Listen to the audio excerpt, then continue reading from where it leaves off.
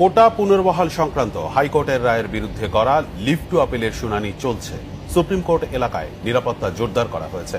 প্রধান বিচারপতি ওবায়দুল হাসানের নেতৃত্বে আপিল বিভাগের পূর্ণাঙ্গ বেঞ্চে শুনানি চলছে।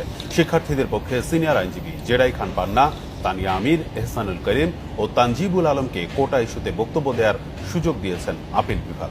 সরকারের পক্ষে অ্যাটর্নি জেনারেল যুক্তিতর্ক উপস্থাপন করছেন। তিনি বলেন, হাইকোর্টের রায় বাতিলযোগ্য।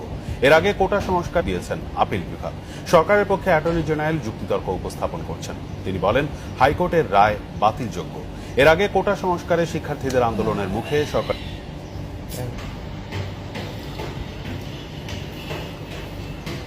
সারা দেশে চলছে কার সহায়তায় মাঠে রয়েছে সেনাবাহিনী। রাজধানীতে নিরাপত্তা জোরদার করা হয়েছে। শুক্রবার রাত 12টা থেকে কার্যকর কারফিউতে রাজধানীতে সশস্ত্র বাহিনীর টহল অব্যাহত রয়েছে। গুরুত্বপূর্ণ এলাকা ও স্থাপনার সামনে রাখা হয়েছে কামান সহ সাজোয়াজার। জরুরি প্রয়োজনে যারা ঘর থেকে বের হচ্ছে তাদের তল্লাশি করছে সেনাবাহিনীর সদস্যরা। আইডি কার্ড, কারফিউ পাস রয়েছে কিনা খতিয়ে দেখা হচ্ছে। সিএনজি, রিকশা, মোটরসাইকেল চলাচল করতে দেখা গেলেও নেই কোনো গণপরিবহন।